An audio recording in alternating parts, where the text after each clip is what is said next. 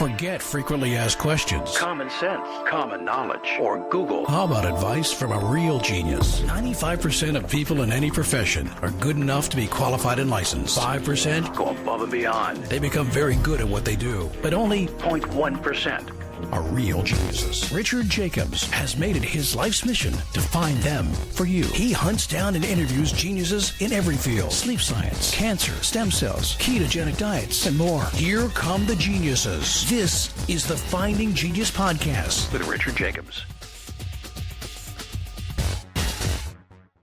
Hello, this is Richard Jacobs with the Finding Genius Podcast, now part of the Finding Genius Foundation. My guest today is Will Hall. He's the author of a book called Outside Mental Health, Voices and Visions of Madness. It talks about the human side of mental illness. It's a collection of interviews and essays. So Will is also a therapist, a host of Madness Radio. He's a schizophrenia survivor. And the question he appears to ask in the book is, what does it mean to be called crazy in a crazy world?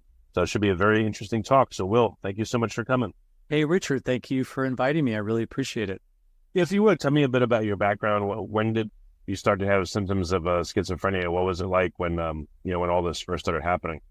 Well, if I look back into my childhood, I see I had experiences that were very troubling and confusing and overwhelming that later got fit into the narrative of schizophrenia. But I want to take a step back, and that I'm among the movement and the tendency or the trend of really challenging the idea of schizophrenia or the idea of psychosis in the way that we understand it. I have a very different perspective. So that's why my book is called Outside Mental Health, and why we ask, what does it mean to be called crazy in a crazy world? So when I was a kid, I would sometimes hear voices. I would become very withdrawn and gripped by paralyzing fear, and I wouldn't be able to talk. I remember sometimes there was so much confusion in my mind that I would just be separate and withdrawn from other people.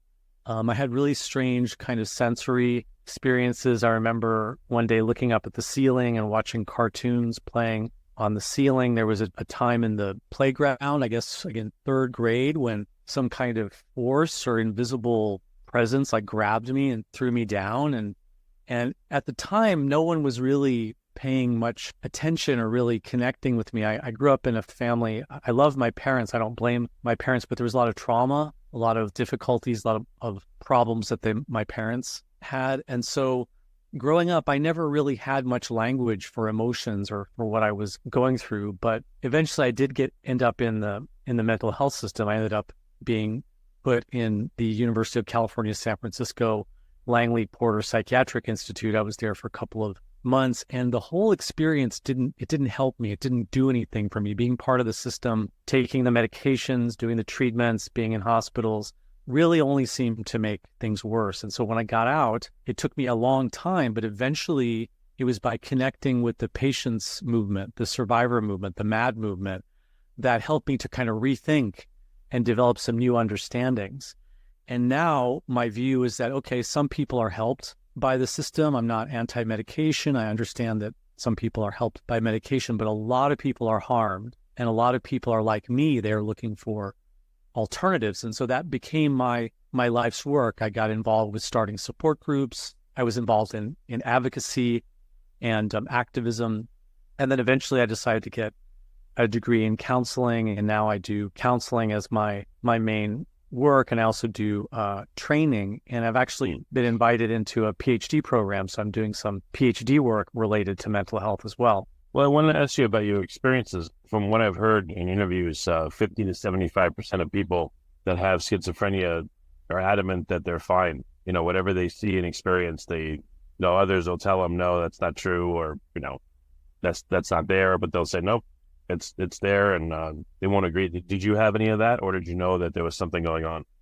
Well, I would question that statistic, because there does tend to be, there's a view that says that schizophrenia, or what we call schizophrenia or bipolar or psychosis, is kind of like Alzheimer's. The person is damaged and they're just not capable of seeing what's going on. It's like dementia. And that really is not based in research. That's not based in experience. That the reality is that people definitely can be reached and they can be connected with. Psychotherapy was a very successful and very widely used treatment for manic depressive disorder and schizophrenia and psychosis before the big push of pharma and medications. Now it's medications. So there's truth in what you're saying, is that people do disconnect. I was very disconnected from the people around me. I was having experiences that other people were not having, hearing voices or believing that people were trying to hurt me. So it was a very isolating, a solitary kind of world I was in. But I would question whether the best way to respond to that is to say, I'm right and you're wrong, you're diseased, you've got a problem, you just got to forget about all this stuff and pay attention to us, obey what we're saying, take your medications, and then just identify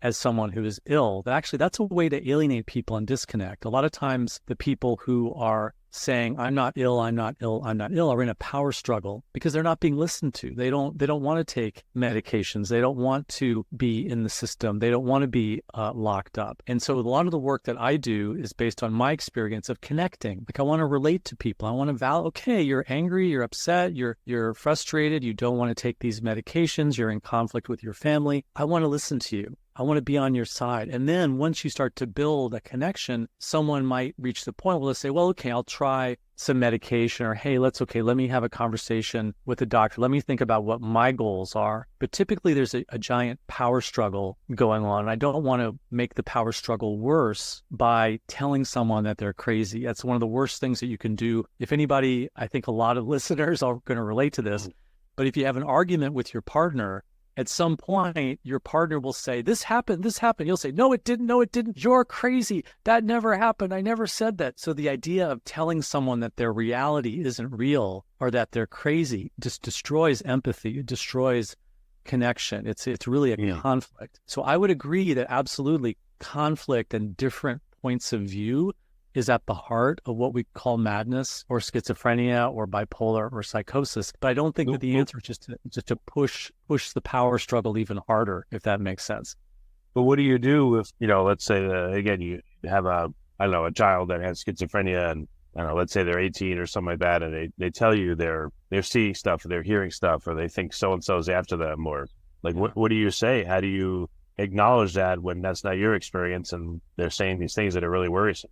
That's a great question. It is a problem. So if I say schizophrenia doesn't exist, I don't see the world from the perspective of schizophrenia existing. It's not to say that there isn't a problem. And there is a lot of research. I've worked with Sandra Escher, who's the co-founder of the Hearing Voices movement. And I would encourage your listeners to check out the Hearing Voices movement and the work of Sandra Escher. She's a psychiatric researcher who's very involved in support groups, and she works and specializes. She's passed now. She's a wonderful, wonderful Dutch leader in the movement. Her specialty was children who hear voices, children who have psychosis. And one of the worst things that you can do if a child comes to you is respond with fear. If you say, oh no, you have schizophrenia, we have to get you to the doctor, and then the doctor is afraid and no, that actually can make the situation worse. That it's actually quite common for children to hear voices, for children to have imaginary friends, for children to have strange experiences. And again, empathy and connection.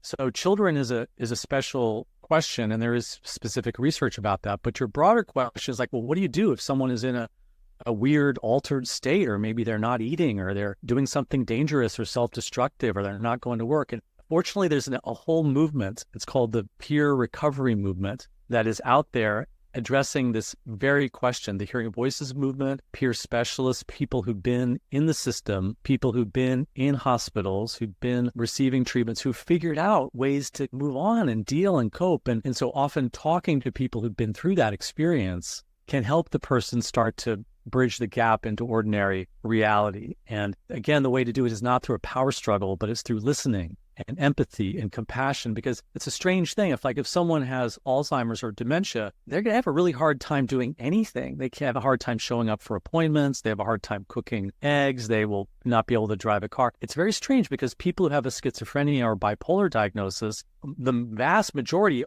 will be able to do things like show up with appointments or drive a car or communicate, but then they have this corner of their life which seems very strange so my interest is in connecting with the person in the ways that they're in ordinary reality, and then helping bridge to that part of their life that is outside of ordinary reality. Before we continue, I've been personally funding the Finding Genius podcast for 4.5 years now, which has led to 2,700 plus interviews of clinicians, researchers, scientists, CEOs, and other amazing people who are working to advance science and improve our lives and our world. Even though this podcast gets 100,000 plus downloads a month, we need your help to reach hundreds of thousands more worldwide. Please visit findinggeniuspodcast.com and click on Support Us. We have 3 levels of membership from $10 to $49 a month, including perks such as the ability to see ahead in our interview calendar and ask questions of upcoming guests, transcripts of podcasts you're interested in, the ability to request specific topics or guests, and more. Visit findinggeniuspodcast.com and click Support Us today. Now back to the show. And often I will ask them, okay, well, how is this creating difficulties in your life? Okay. Hearing voices is a great example. The vast majority of people who hear voices don't have a problem. We have a stereotype that says hearing voices is part of schizophrenia. Well, Paul McCartney of the Beatles, he heard voices. Socrates heard voices. Carl Jung, many heard voices. Many poets, many artists, many musicians, many religious and spiritual people will hear voices. So I'll try and find out, well, is it creating a problem for the person? So if a child comes to you and says, mommy, there was a voice in my bedroom last night, and I'm hearing this experience, responding in a way that brings the fear down, and then helping to normalize it. Okay, you're having this experience. What else is going on in your life? Is it making it hard to do your homework? Is it making it hard to relate to other kids at school? And then going from there, from a problem-solving standpoint that's related to listening, results from listening. And I know this is a very different point of view, but I think listeners really need to realize that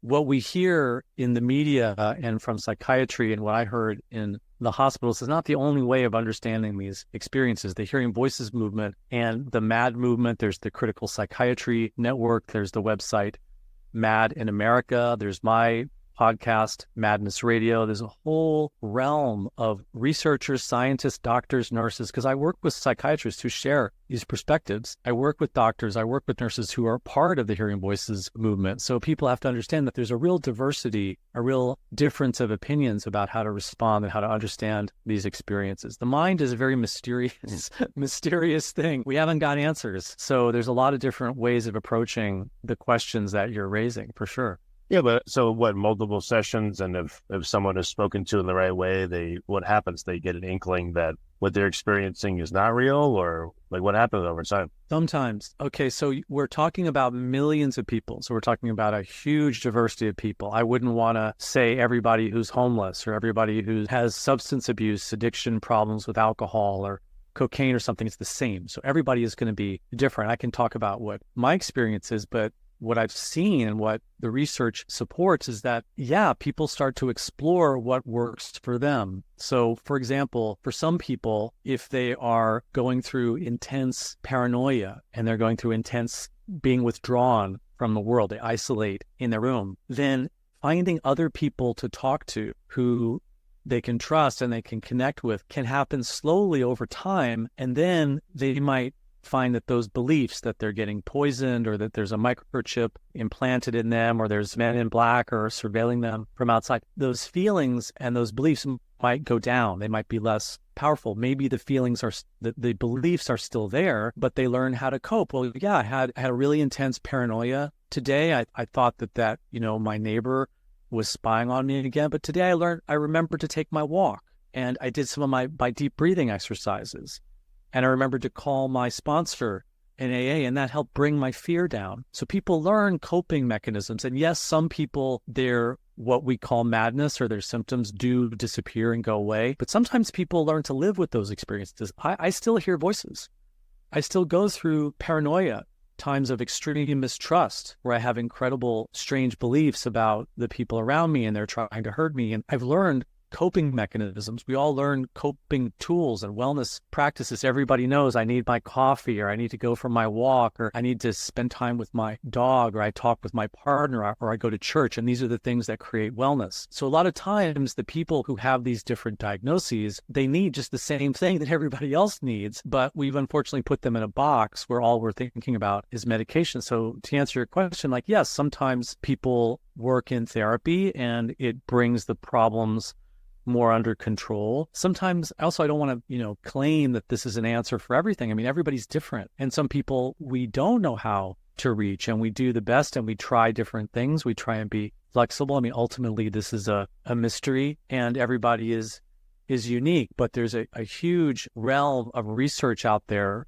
that support groups, that psychotherapy, sometimes nutrition changes. I've talked with people who were able to get their voices or their delusions under control because they realized that they were allergic to gluten. And I'm not saying everybody who's allergic to gluten is, going to be diagnosed schizophrenic, or everybody who's diagnosed schizophrenic is going to be cured but some people find, for example, that it's about sleep. So for me, if I don't get to sleep, if I don't have my regular sleep, I'm going to start heading down the road of hearing more aggressive voices, more persecutory voices. Oh, really? Isolated. Yeah. Sleep is probably the single biggest factor. And one thing that we should is there you mentioned sleep. Do people that have schizophrenia, or certainly bipolar in their manic phase, sleeping doesn't work very well. But what about for schizophrenia? Do people that have schizophrenia have sleep disorders or disrupted sleep? Well, let's take a step back. So if we talk about voices or mania or going psychotic, anyone listening to this podcast can go psychotic. Anyone. It's part of what it is to be human. So if anybody doesn't sleep enough, if you are sleep deprived, 3, 4, 5, 6, if you're under certain kinds of extreme stress, if you are isolated, you will start to lose your grip on reality. Everyone has this inherent quality of the human mind. People are going to become psychotic at different times. Some people are more vulnerable. But yes, absolutely. Managing sleep can not only help prevent a manic state, but also it can help reduce anxiety and help people with going into those what we call delusional or psychotic states. Absolutely. And the boundaries between bipolar and schizophrenic and mania and psychosis are blurry. They're very kind of distinct, like walls in the psychiatric view, but actually when you talk to people and get to know people, the people have different kinds of experiences. People have different relationships to these things. So when I talk to people, I say, well, okay, you don't want to go back in the hospital again. Well, what happened that you went to the hospital? Oh, well, I had an episode and this was, I wasn't sleeping. I wasn't eating. The voices got really strong. Okay. Well, let's see. What can we do to help you to learn to eat more regularly? How can we help you to learn to get to sleep? What happens if you start down that snowball of sleep deprivation? How can you interrupt it? And this is where I want to emphasize, I'm not anti-medications. I mean, my goodness, if someone isn't sleeping and they need to sleep, sometimes hitting them with a dose of antipsychotics or benzodiazepine or something will help them sleep. And then boom, it'll knock their altered state right out. They'll come out of it. But the question is, does the person then need to keep taking the meds every day for the rest of their life? This is the false message. It's very individual. It may not be. Maybe it's just a sleep management issue. So we have put these issues in different boxes. So when someone has this schizophrenia diagnosis, we don't talk with them about nutrition. We don't talk with them about sleep. We don't talk with them about expressing their feelings or psychotherapy or exercise. We just say, oh, meds. Are you compliant? And again, I'm not anti-medication, but a lot of people are harmed by medication. And for a lot of people, medications aren't helpful. So we have to have a more open-minded view in my perspective. Yeah, that's where people go, right? Medication. So what is it? Is it a mental stalemate or a perception stalemate, let's say, that families would have with a loved one that's starting to show these symptoms?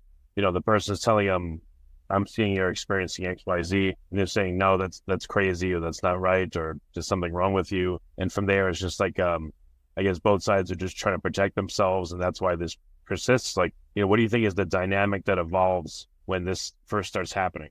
I think you described it really well. I think that for a lot of people, there is that power struggle that happens. And unfortunately, a lot of families are based on power struggle. People aren't listening to each other. If a young person comes to mom or dad and says, hey, I want to tell you something, and the response from mom or dad is, no, that's not happening. Be quiet about that. That's not real. That's not a really good relationship. There's something is really disconnected there in the caring. So I would hope people would be more open and curious. And then, a lot of the conflicts that happen just naturally as part of being an adolescent and growing up. There's teenage rebellion, there's finding independence. There's, mom and dad don't like weed, so I'm going to smoke as much weed as I can get my hands on. And then you go psychotic because cannabis can drive you into a psychotic state. And then mom and dad say, look, you're smoking weed. You got to stop the weed. That's what's making you drop out of school. And that's why you can't take care of yourself. And that's why you can't. And then the young person just says, F you. I love my weed. I'm going to smoke even more weed, because it's a family conflict. It's a disconnect between the authority figures and the rebellious teenagers. So a lot of the work that I do, and I encourage your listeners to look this up as well, open dialogue is an approach that I trained in, where we do family meetings. Basically, we do family meetings. And the work isn't so much how do we get this, hallucination under control or this psychosis under control. It's like, how do we improve the communication? How do we get people working as a team here? How do we get the family back on track for listening to each other? And that means listening to everybody, listening to someone, even if they say, I hate my father. He comes into my room every night. He puts a microchip in my brain. It's like, okay, I'm going to listen to this person, because telling them, oh, no, that's not true, that's not real, is probably going to shut them down and make them feel even more alienated. I'm going to try and build a bridge. I'm going to be like, okay, that's your perspective. What's the perspective of, it sounds like it's really scary. I'll try and build a bridge with emotion. Wow, that's really, God, you must be terrified to not be able to be safe in your room and someone's coming in every night. And then gradually, often, sometimes, people will start to open up and they'll start to connect and they'll start to trust. And that's when the work, I think, really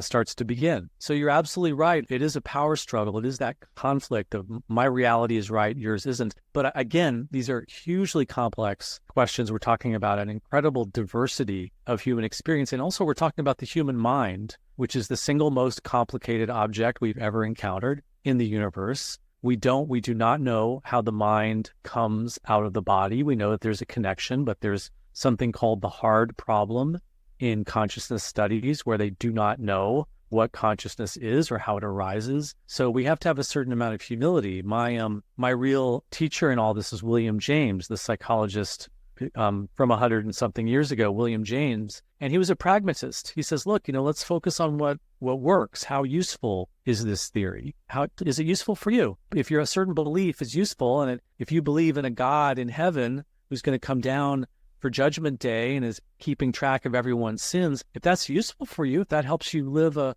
better life, and then power to you. That's great. I totally support that. If believing that there's a God in heaven is going to come down and judge everyone makes you terrified and live in your room and obsessed with everything that you do, then maybe it's not necessarily a helpful belief. So I have a very pragmatic approach and a very humble approach to meeting everybody as an individual and kind of discovering what their reality is about. So how often does this approach work versus traditional approaches? And what is it? How much does it take? Quite a bit of time, or what do you notice about it? Yeah. I mean, look, sometimes it's as simple as one meeting. Mom has a meeting with me and she says, I'm terrified. My daughter is hearing voices. I meet with the daughter, and the daughter she's in school. She's successful in school. Yeah, she takes mushrooms, magic mushrooms. She smokes weed with her friends. She gets weird, but she's basically okay. I go back to the mom and I say, Mom, just be okay. Just relax. Go to the gym, start dating again, live your life. Your daughter's going to be fine. Don't worry about your daughter. She's hearing voices, but just listen with empathy and compassion and don't make a big deal about it. You don't need to try meds.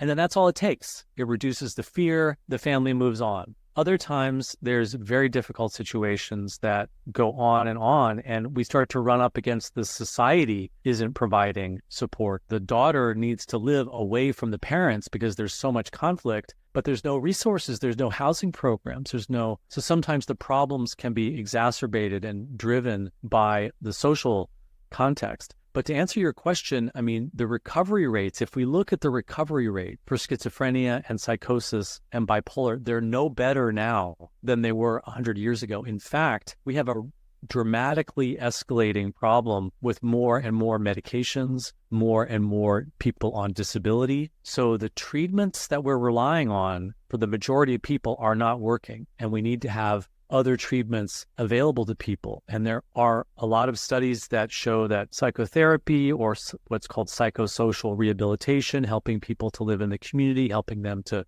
get jobs, support groups, that these things are effective for people, but they aren't being tried. They aren't being supported. We live in a regime where big pharma calls the shots. We're completely bombarded with pills are the answer. 24/7, our media is controlled by pharmaceutical advertising. You can't criticize big pharma on the news, you'll lose your advertisers. So the reality is that there are a lot of people who are harmed by mainstream treatments. There are a lot of people looking for alternatives, and we need to stop, especially forcing mainstream treatments on people. We need to look at projects like the Soteria House project, which was developed in the 70s and 80s in California, that showed that if you give people a kind of a place that they can be, like a home-like environment that they can be, maybe they don't need medications. Maybe they just need people to talk to and hang out with and have a safe sanctuary. There's the peer respite movement. There are now hospital alternatives that are called peer respites that are available in many cities. I would love to see many more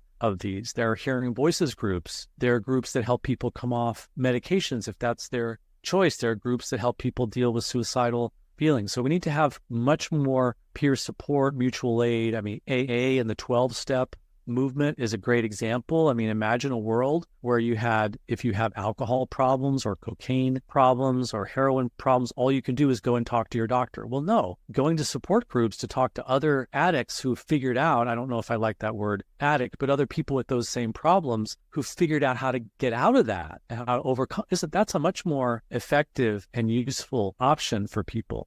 So we need to have non-medical, non-pharma, non-psychiatric avenues that people can support, can access, and that can support them. And I really think that we're moving in that direction. There's a lot more peer support. The World Health Organization, the United Nations are pushing for more community-based and less medical-oriented and more voluntary treatments and services. There's more recognition of the importance of exercise, of nutrition, the role of trauma.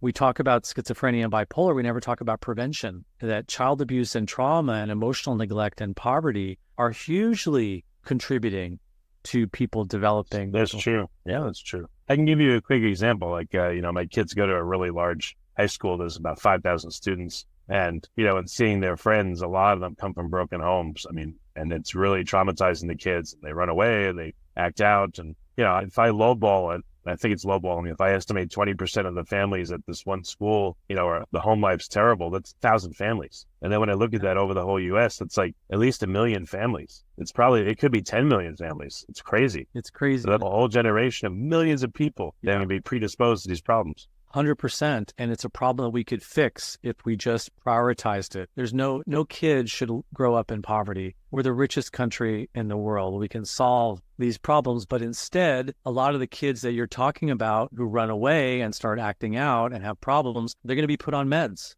They're going to be diagnosed as bipolar. They're going to be diagnosed as schizophrenic. They're going to be smoking weed. They have a psychotic experience smoking weed. Boom, now they're called schizophrenic. But actually, there's a whole chain of causation that's not being looked at. So 100% agree with you. If we're really interested in helping people with mental health problems, we have to look at the roots. We have to look at poverty. I don't know if I like the term broken homes, but I absolutely agree with you. That's what it is. There's problems that go back generationally. I mean, the kids are growing up. Both their parents have substance abuse issues. They have trauma that's never been addressed. There's been incest. There's been child abuse. There's been war trauma. People are veterans. There's poverty. So these are all the different stressors that contribute to that point where you break, and then now you get grabbed by the psychiatric system. And then when I was in the hospital, they never asked me about trauma. They never asked me about my dad being in the Korean War, my mom being an orphan and being a sexual abuse survivor, and what was my family. They never asked me anything. It's just, are you hearing voices? Yes. Okay, let's put you on these medications. Is this medication working? No. Let's try a different medication. That was the entire framework that they brought. And it took me years of coming out of the hospitals, out of the systems, and start asking myself, wait a second, what did happen I love my parents. I don't blame my parents, but hey, it was a pretty chaotic family that I grew up. Both my parents are pretty severe trauma survivors. And I understand now that because of that chaos and that neglect, really, just my emotional needs weren't being met. My parents' emotional needs weren't met from their parents. So not to blame them, but that's really the recipe that led to me. I was on disability for 15 years. I got a disability check for 15 years. My life would have been very different if someone had come to our family when I was a teenager and said, hey, your family needs some support. Your parents have a lot of trauma. There's a lot of chaos. There's a lot of conflict. It's hard for you to communicate and talk about your feelings as a family. It's hard for you to come together as a family. There's lots of conflict between mom and dad. If someone had come in with resources and connection and offering support, not medications, but real emotional support and support groups and counseling, my life would have been very different, very different. So what advice do you have for, again, people that a loved one is starting to, show these concerning symptoms? What could they do versus what they probably would tend to do without this help? Yeah, that's a great question, Richard. So I would say, first of all, take a breath and realize that it's very hard for families because you're getting one message and one message only, meds, meds, meds. So take a breath,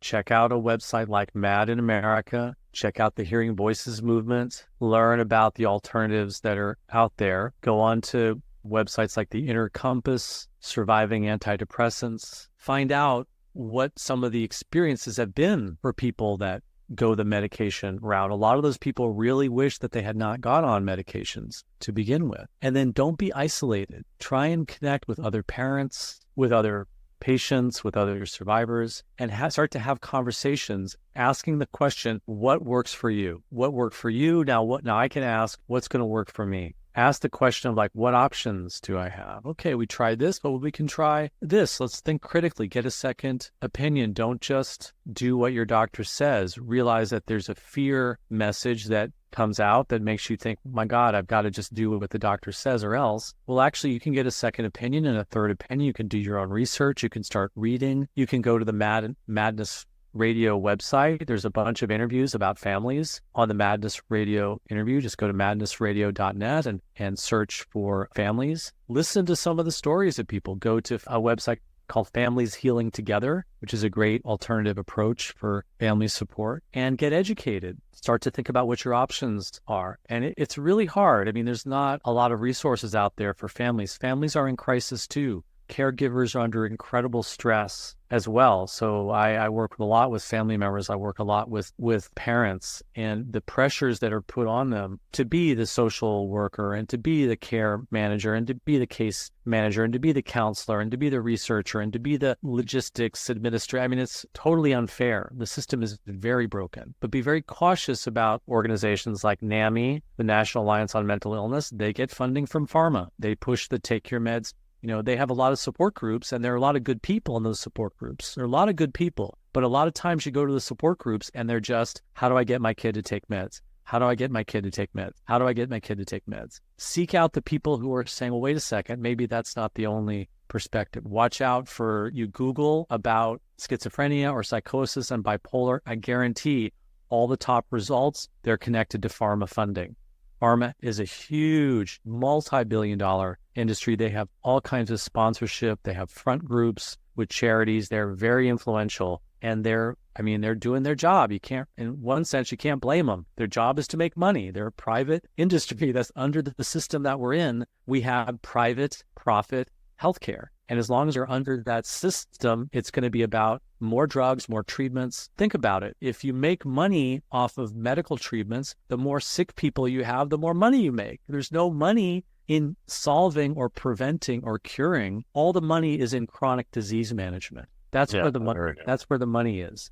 So think about that. Think critically. A website like Mad in America is a wonderful resource. And please check out my website, Madness Radio. It's free. It's on all the different podcasting platforms. I think we have very respectful, listening-based conversations, and we're trying to get the word out that there's a different perspective. There's a different perspective out there. One last question. What do you do if your family member, like I said, they're 18 or older, and now medically it's even more complicated because if they go to doctors and if they go to the hospital, they're not going to talk to you because the person's, quote unquote, an adult. Should families go for a power of attorney, or if you got to that point, you're too far gone, or what happens if that's the situation? Well, it's a great question. And Richard, I love your openness and your curiosity. I mean, I really, it's great what you're doing with this podcast and your interest and your willingness to have conversations, because these are not easy conversations. They're difficult questions. The situation that you described, let's imagine that there's an 18-year-old young woman who's in the hospital who does not want to communicate with her parents. And she just she's blocking the parents from being part of her treatment. Now, from one perspective, that's a terrible situation because she doesn't have the support she needs. What if her father is raping her? What if there's sexual abuse in that family? What if mom's new boyfriend gets drunk and tried to kiss her? You see, so there's a lot of complications. There's a lot of complexities. There's a lot of unknowns. I know for me that the bureaucracy of hospitals, that they don't talk with people, they don't take the time, is very destructive. And confidentiality sounds like a good thing, except when it's not. I'll give you a really quick story. When I was in a residence in San Francisco, I met this really wonderful guy, and he approached me. He would sit down like, "Hey, how you doing? What's going on?" I said, "Oh, I'm having a terrible experience with my medication." He would say, "Well, just hang in there with it. Give it a try. And, let's talk about it. I can tell you what my experience was." He was really, really helpful. And then he had a crisis and he went into the hospital. Suddenly I lost my friend. So I called the hospital and I say, "Hey, I really want to talk to my friend." And they said, "He's discharged. He's out." And I said, "Well, I don't have his phone number. I don't know how to reach him." He said, "Sorry, we can't give that out. Confidentiality." Now, think about that. All they had to do was take the time to call him themselves and say, "Hey, there's this guy, Will, that just called us. We want to respect your confidentiality, but he says he's your friend. Is it okay if we can connect you with him?" Like any caring person would do that. But the system is set up, bureaucracy, rules, they don't take time. The staff is often overworked and underpaid. So the situation that you're describing, like, okay, the person turned 18, now the parents are blocked. Clearly, that's a complicated situation. Everyone needs to be communicated with. They need to be checked in with. They need to take the time to say, okay, how do we actually deal with this situation? A power of attorney or a conservatorship can sometimes be really helpful, but I think that they're way overused, and it becomes, again, part of that power struggle. The young person, their choices are taken away from them. They're an adult, they're 18, but suddenly their choices are taken away from them, and now they're just hit with medications. They don't want to take medications. It's an either or, my way or the highway kind of situation. So what's going to happen? The person's going to be hit with heavier and heavier and heavier meds. And now suddenly you've got a 19-year-old who is safe, but they're sitting at home watching TV and they're basically a zombie because they're over-medicated. Because everyone is afraid if we reduce the meds, they're going to throw the meds away. They're going to get a little bit of clarity. They're going to throw the meds away and go hitchhiking across the country. Well, yeah, that's a real problem, but it's not either or. It's not conservatorship and forcing them on meds versus total chaos and neglect. What if someone could come in and start to make a connection with that person, build trust with that person, say, "Hey, let's try and figure out how to navigate this complicated situation. I don't want you on meds either if that's not what you want to do. But remember, every time you throw the meds away, you have a manic psychotic episode. You end up across country in a hospital and your parents have to bail you out. So let's work together. Let's figure out, you want to be independent? What do you want? What are your goals? I'm on your side. I want to work with you, but you got to deal with the fact that your parents are paying the rent. Your parents are putting food on. So how do we slowly, and then I work with the parents. Hey, it hasn't really worked for you to be using how overpowering force and control. Do you really want your kid to be over-medicated and have cognitive problems and even like kidney failure at age 25 and diabetes at age 25 and be obese? No, of course you don't. Well, I don't want the kid to throw the meds out the window either because that's going to create a withdrawal crisis. So let's work together. The system doesn't provide that kind of listening. The system doesn't provide that kind of careful, attentive, resource rich, because we would save money if we would actually, because that in that example, that young person is on the conveyor belt to being on disability and not working for the rest of their life. That's a very expensive route. So if we put the resources in early, and that's why I encourage listeners to check out the open dialogue approach, because you put a lot of resources, as soon as there's a problem, you put a lot of resources, a lot of listening, a lot of meeting, a lot of therapy, a lot of problem solving, a lot of options, a lot of different perspectives. And then you can start to prevent the problem from getting worse. So it's a great question. And I just encourage you and your listeners to continue to learn more about all this and to explore different options. Yeah, that was a really helpful answer. Okay, well, very good. Well, let's recap the resources for people listening. So we have your book. If you'd restate the name and say where it's available. I think you said it's available for purchase or free as a download, and then, your podcast, et cetera. So go ahead, please. Yeah, so my book is Outside Mental Health, Voices and Visions of Madness. And you can go to outsidementalhealth.com. You can order it, a print copy, through your independent local bookseller. You can also get it online, and you can also get it for free at outsidementalhealth.com. I also wrote another book. It's really a guide that you can get for free called The Harm Reduction Guide to Coming Off Psychiatric Drugs. It's not anti-drugs. It's not pro-drugs. It's meeting people where they're at. And that's actually available in many different translations. And you can get that you can get it online in a print version. You can also print it yourself and download a free copy yourself at my website, which is willhall.net. And I guess more than 10 years now, I've been doing a podcast, which is madnessradio.net. It's on, if you just search for Madness Radio on any of the podcasting platforms, you should be able to find it. You can also go to madnessradio.net. And of course, that's also free. Well, excellent. Will, thanks so much for coming on the podcast and your helpful, different approach to these issues. So thank you. Richard, you're a shining light of an example of the kind of openness, curiosity, and conversations from different perspectives that we really need more of. So thank you so much for inviting me. Excellent. If you like this podcast, please click the link in the description to subscribe and review us on iTunes. You've been listening to the Finding Genius podcast with Richard Jacobs. If you like what you hear, be sure to review and subscribe to the Finding Genius podcast on iTunes or wherever you listen to podcasts. And want to be smarter than everybody else? Become a premium member at findinggeniuspodcast.com. This podcast is for information only. No advice of any kind is being given. Any action you take or don't take as a result of listening is your sole responsibility. Consult professionals when advice is needed.